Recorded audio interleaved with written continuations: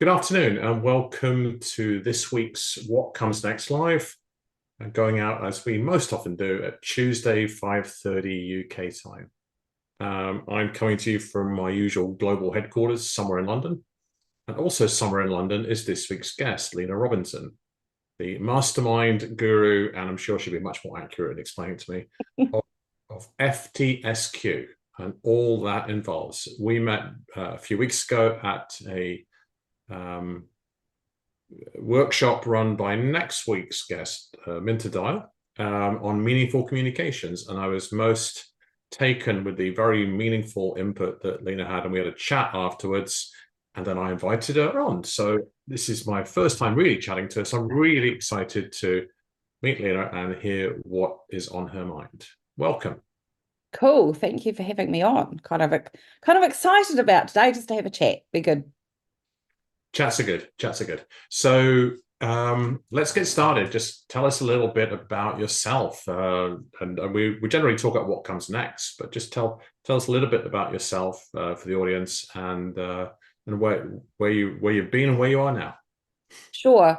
So as you can probably all tell, I'm not from Britain or the UK, but I have lived in London for the last 21 years this year. I'm from New Zealand originally.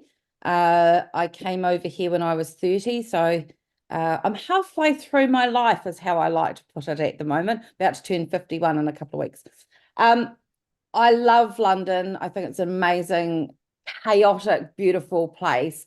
And I stay here for a lot of reasons, particularly the chaos and the beauty of meeting so many people. My background started in small to medium businesses in rest homes and retirement villages. I've had a very winding road to get there. Been a finance director of my parents' landscaping business, worked in construction. I've been an operations director, but eventually, having studied design and photography in a proper old school darkroom and art, I thought I was going to end up at some point in the creative industry, which I did. So when I landed over here, I went into sort of lead generation for agencies and new business for advertising and creative and marketing agencies, which I stayed in for a significant amount of time, doing that globally, doing big pitches and that kind of thing, and ended up sort of wanting to leave the corporate world because being a bit of a maverick wasn't really my thing, and kind of didn't really like to be told what to do, which I still don't. And that kind of love of the nonconformist, though, was always there because of my parents. They're quite, always had artists and creative kind of people around them. So I decided to launch my own business in 2014. It went really well. It was a creative and marketing agency and loved it for a long time, but then eventually decided that I wanted to do something else. So 2018 sold that business to my business partner, amicably, and really great handover to him. I wanted to do more, though. I wanted to do more than just work with agencies. I wanted to work with, like I said, the squiggly brained nonconformists, hence FTSQ, which hopefully I'm allowed to swear, stands for Fuck the Status Quo. And what that's about is, you don't have to conform to be successful. A lot of people are told that. And so I wanted to work in that kind of world. Unfortunately, within a few months, I started to come down with what ended up being a long-term chronic illness, which I'm just coming out of properly, although I've been trying over the last couple of years to do that. In the last few months, really, my health has really started to pick up. So that's kind of where I'm at the moment, hence why I'm really looking forward to the what's next part of our conversation. So you came down with a chronic illness that you're coming out of, what, Several. five years or so, if I'm doing Yeah. the rough maths. So you were Close to 6, actually, I think now. okay. Yeah. Okay. Um, what did looking as we will towards the future, that's obviously a big experience. I had something significant but less in that I had cancer unexpectedly in 2022, but it knocked me sideways for five Yeah. months. Um, but I'm out the other side of that now. And it was only 5 months, very hard 5 months, but only 5 months. But I will say that a lot of things I learned. So I'd be really interested in what did you learn That, from experience? do you know what? I was having a conversation with a friend about this today, and I think, if you believe in the universe teaching you a lesson, which I very much do, it was telling me to slow down. I have been running in my corporate life and running my businesses at 1,000,000 miles an hour. I didn't think about myself, didn't look after myself particularly well, drank too much.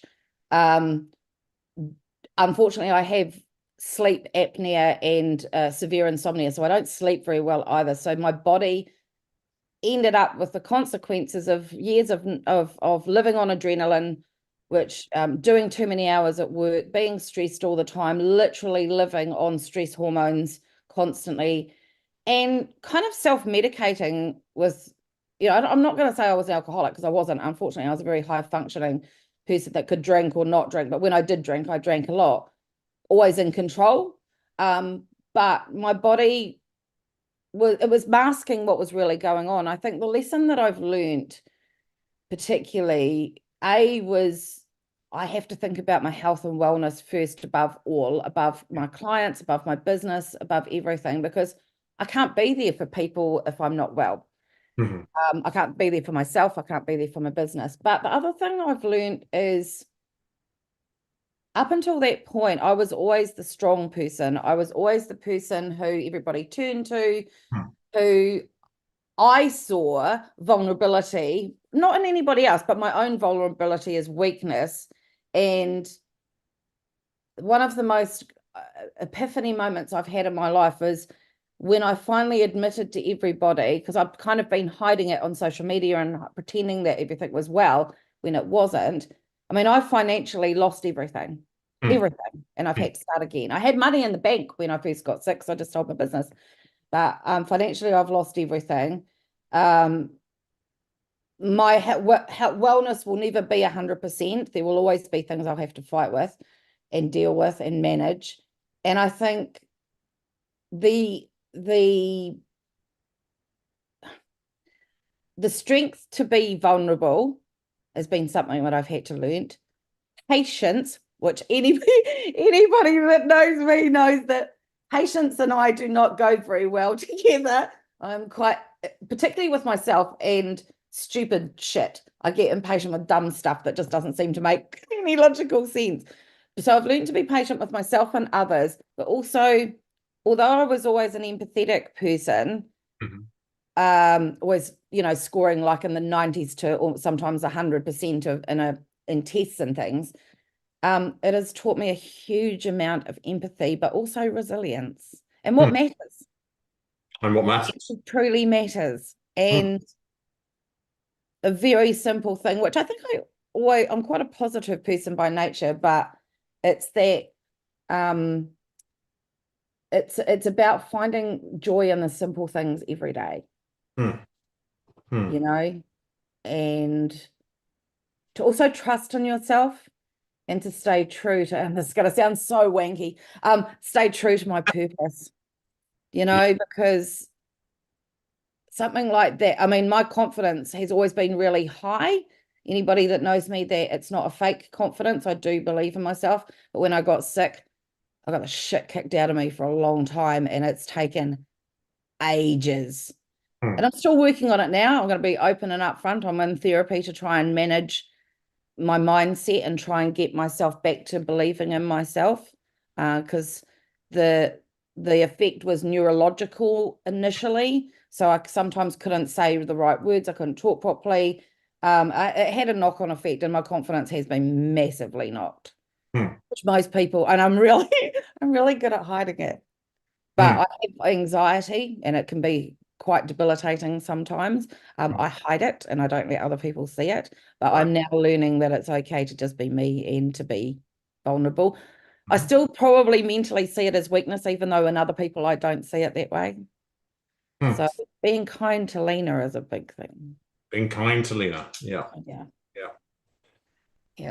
Well, not an easy task when I've naturally beaten myself up all my life. Wow, that's a lot of really powerful things to be taught by a pretty crappy, shitty journey.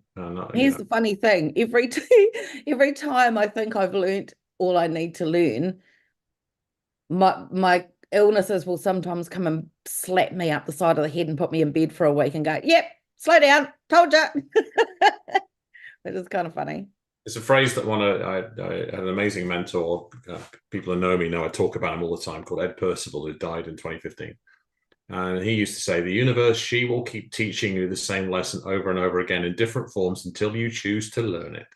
Yep. So that's where you started. And yeah, I mean, vulnerability is a superpower. Yeah. And I mean, I technically knew about it because I was a big fan of Brene Brown and the power of vulnerability. Didn't really understand what it truly meant until it punched me in the guts. I mean, that's what it means. Oh, I can feel I'm going to get a bit well. If I cry today, that's okay. You're among friends. Okay. Well, just listening to you, there is so much in there. But those are things you have learned about yourself fundamentally. And therefore, I would think about it and say, what you're going to, when you're going to focus on staying true to your purpose, when it comes to what comes next, whether or not you change what you were planning to do beforehand, which you might have done. Yep. I can imagine you're just going to bring a whole bunch of new tools on the tool belt and superpowers to your superhero suit. Yeah. I mean, the thought of me in spandex is not a good look. It's like a sausage stuffed into no, not a good idea. But the what comes next was a really interesting one when you brought it up with me, and I was thinking, and I was like, in some ways, I don't know, but that's kind of exciting. So the reason I don't know is that I'm in that zone at the moment where, because I've finally figured out some health things that have like pushed me forward quite quickly this last couple of months, I'm able to do a lot more. But I also, my mind is stronger than my body often. And so I tend to push myself further than I sometimes should. Then my body goes, no. So the I don't know bit is based on I don't know how fast I'm going to be able to do what I want to do. But one of the things while I was ill, and also the pandemic as well, the combination of those two, because I literally only just started to slightly get a little bit better just as we went into lockdown. So effectively, I was within reason forced to stay in the house close to 2.5 to 3 years, which was just awful.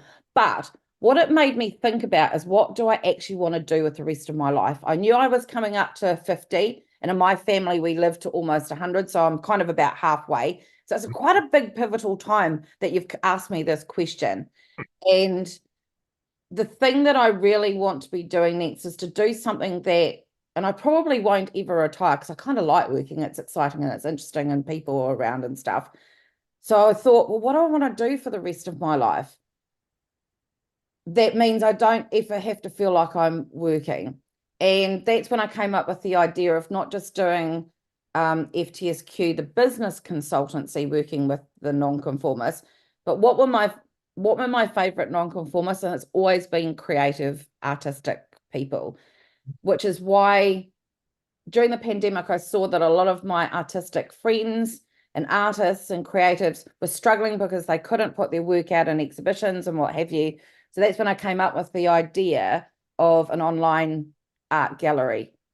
And the question of what comes next with it is that I decided really on in this part of it that I was going to run this business on instinct. There is a plan. There is definitely a plan. It keeps changing for lots of different reasons. I don't have the money to do all the things I want to be able to do yet, although working on that. Because it's on instinct, I don't always get it right and I have to adjust quickly. But luckily, I'm a quite quick decision maker. And if I realize I'm doing something wrong, I'm okay to change.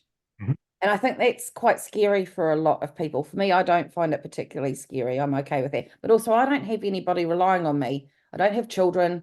I don't have a husband or a long-term living partner or anything like that. There's just me to make the decision. So it makes it a little bit easier to kind of, I don't like the word pivot, but effectively pivot when I need to.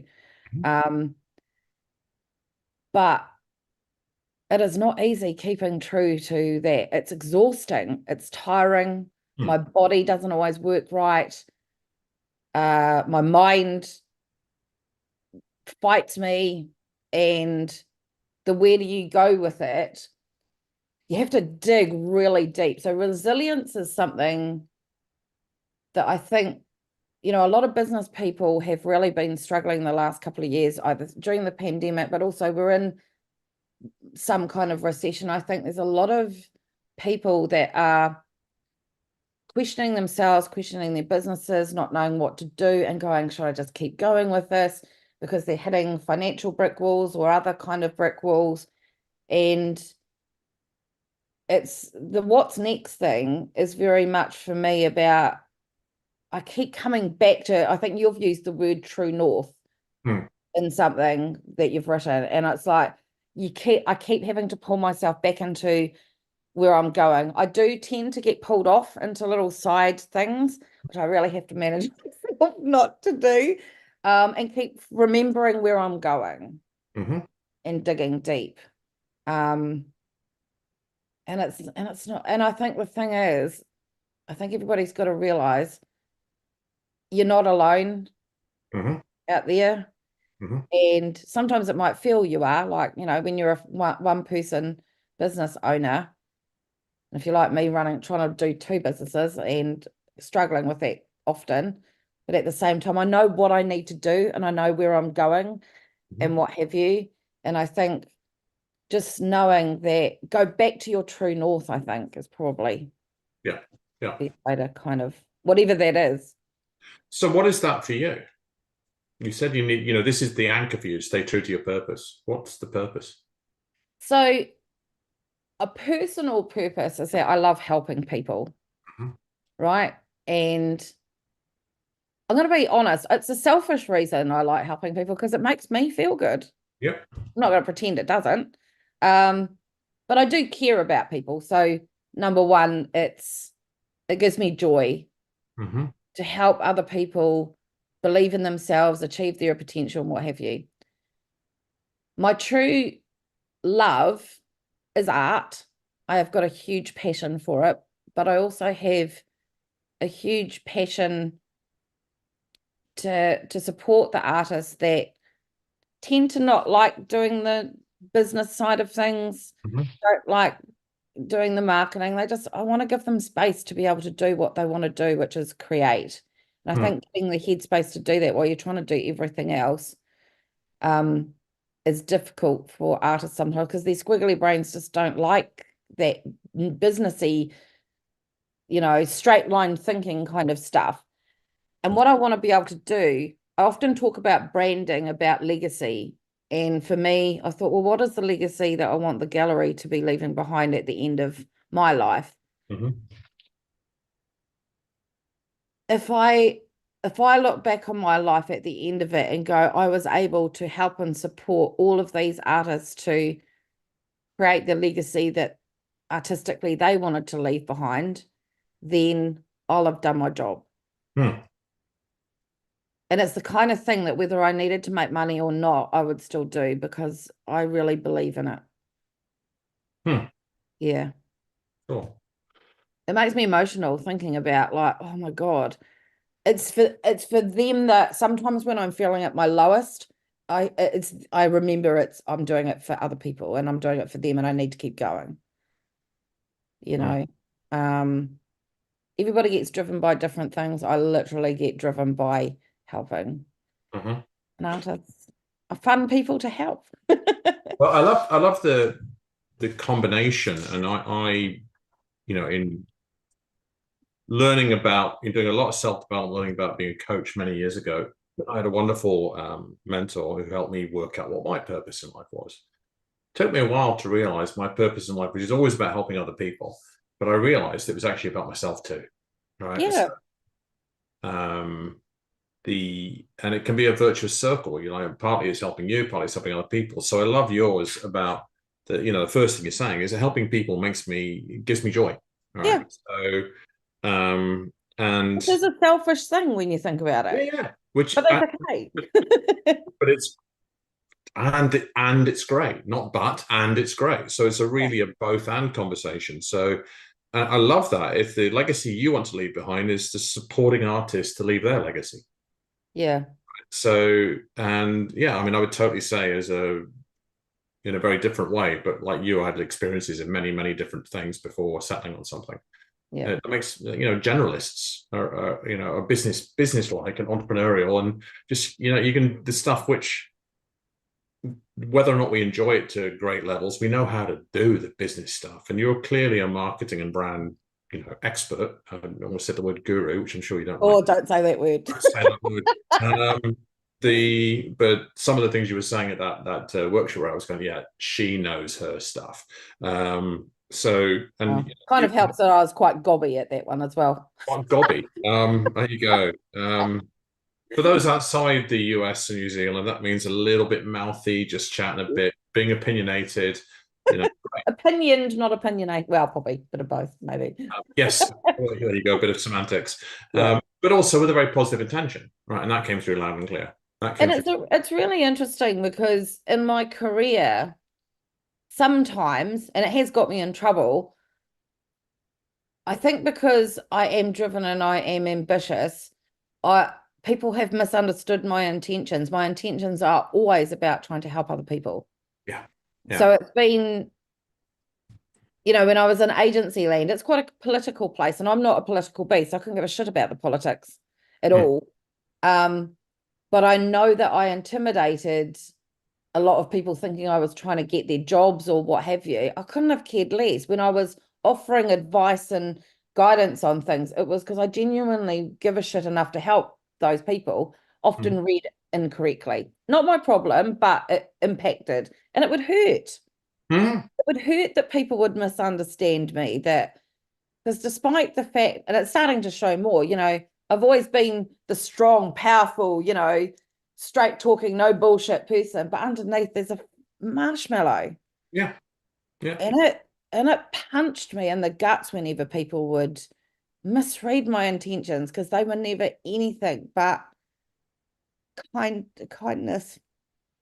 I feel like emotional. I feel like you're actually, like, I feel like I'm listening to, it's like you're holding up an audio mirror to myself. It's like, oh, that's good. That's I'm why we gravitated to chatting to each other. There you go. So, I mean, I'm the piece of artwork on the wall behind me, for the audio listeners, there's another piece of artwork on the wall behind me. And it's by Hugh MacLeod, who did all the Seth Godin's artwork. Oh, yes. A commission. And I just gave him my purpose statement, which was a hashtag, or a hashtag if you're from New Zealand. Hashtag. There you go. You've been in London 21 years. I have. And it was it's making potential possible, is that, and I realized it's for others and myself. And that's so it's about loving to help people, but I'm high energy. I'm Tigger to a lot of people. And the Eeyores in my life, like, we have to balance each other out for the Winnie the Pooh fans. But yeah, with all of that, everything you're talking about, I get. And like, the thing that upsets me, that triggers me the most, is if I upset people because they've misread. So, like, because I really just want to help, right? So, but my energy can sometimes hit you in that spot where eventually, sometimes I just have to remind myself, as in what's the book, the Don Miguel Ruiz, it's something like I'm losing it, the principles. But one of them is, effectively, it's not your stuff, it's theirs, right? So which you do forget when you're feeling it on the other side, I think. And in fact, I also know when I'm feeling something, because I lose my words, right? So yeah, I can get like that. Although sometimes it's just my brain firing. Right. Let me ask you. So, and by the way, I like connecting dots, and there's over 100 alumni of the show, and one of them's a guy called Steve Chapman. So, have you ever heard of Steve? Name rings a bell. Worth looking him up. He's an outsider artist. His most famous thing was he did an outsider art gallery on one of the stanchions of the Hungerford Bridge that you can walk across from Charing Cross Station to the South Bank. And it Right. was there in the summer of, I think, 2018. And he basically used like I can't actually tell you. He used a secret device to get the things up there, and it was so Oh, far away from the cool. walk. It was so far away from the walkway. It's part of his story to tell, and Yeah. not mine. But that it took the council or National Network Rail months to get it off, and he calculated he was the most viewed gallery in London that That's summer. amazing. There's so many people walk across that to and from Waterloo Station or whatever, Yeah. and tourists go to the South Bank every year. But he's done like online shows and all kinds of stuff, and it really is about supporting other people. So, where are you with the? So, if you feel free to connect to him, he's got a show on the Yep. listings. What I was going to say is, where are you with what's the gallery concept? If I'm an artist Yep. who has a squiggly brain and is nonconformist and really doesn't like the business stuff, what is the FTSQ gallery concept about? Well, it's interesting because it could be, depending on what it is they need, they either might get advised and come on board as an artist in the gallery, but I also have artists that aren't in the online gallery, but that so for example, we're starting to reach out to interior designers at the moment. So if I need to curate, I can go to artists that are in my network that are on the website to curate something that the interior design client might require. So there's kind of that kind of thing. But it could be that it's something from the consultancy that might need to be utilized. So the good thing is I can kind of stretch into both. The concept for the gallery was always to do it all online, but have the capability of pop-ups. I'm now looking at an idea which kind of goes beyond that. Part of it's to try and see if I can get some funding from the England Arts Council, but the idea is, and a big part of that is what are you giving back to community? And I sat there and I thought to myself, what could I do that is giving back to community, that is helping my artists, which is helping my business, but is something that's still true to where I'm going with the gallery. And the idea is I want to come up with I don't want to use the word program, but it's kind of that. How do you use art to combat loneliness? Hmm. And how do I help young people? How do I help the elderly? How do I help the BAME community, those with chronic illnesses and disabilities? Like when you look at all those groups, there's going to be artists in amongst all of those. So for example, could we potentially be getting the older artists to work alongside young people that Mhm. are maybe at risk in the community of maybe getting into gangs or, like what is it? And the mere fact that a couple of years ago the government appointed a minister of loneliness, Yeah. that is quite telling that Mhm. loneliness, even when you're in a job and you're around loads of people, it can be the loneliest place in the world sometimes Yeah. if you don't feel like you're understood or you don't feel seen or whatever. And I think I would like to utilize my artists, Hmm. find a physical space to be able to have drop-ins and workshops, and I don't know, it's still developing, it's still going. And yes, I want the art gallery will be the commercial side of making. I need to pay the bills at the end of the day, so do my artists, but I don't want that to be the underlying driving force of it. And I think to create something that will help Hmm. utilize the beauty of the art and culture and my artist's ability to teach and to inspire and to excite through art and bring people in together, because community for me is really important. I'm trying Mhm. to build a community and a real one, not some bullshit buying people in, but attract the right kind of people into a community where they want to help each other, where they want to ensure that people don't feel lonely, that they aren't out on a limb or not being supported or looked after or seen. And I think, yeah, that's part of the North Star, I think, for me. I can tell. Yeah. It's kind of resonant. Yeah, during the pandemic, a lot of, I mean, I have lots of people around me, but they don't depend on me. I'm that age. I'm a few years older than you. But I had a lot of solo time. Um, I did a lot of work helping people out, and a lot of pro bono stuff. And but I got involved in all kinds of really cool things. Right? And there's a Katie Elliott who was on the show a couple of years ago. At one point, she just ran a thing for people, and it was like, for a series of weeks of different things. And community is fascinating. One things I love is an idea called Writers Hour. And when I was writing every day, and Katie shared that idea, and you can log on to this group that just logs on into a Zoom Brady Bunch, like a massive gallery view, That's for an cool. hour, and you leave your camera on and your microphone on, so you have to be in a kind of room where it's quiet. But you just do whatever your thing is, and it's amazing. And also, I went to a thing called a silent book club a while ago. What is that? Well, it's the opposite of a book club, so you A don't. library. It's like a library. Exactly, but you book a cafe or a pub, and everybody just goes along and they chit chat for a while. When the timing, if you arrive early, when the time comes, you all just sit with your books. And there's something about community in that sort of less is more space. So there are ways to do things online, and the coolest one was the Isle of Lewis, where I have a lot of family roots. They have the very dark winters, right? And it's that far north, and they do a dark skies festival in January. And at one point, they decided to do a sort of art practice with an art teacher. They did it online, Oh, wow. and so it How did that work?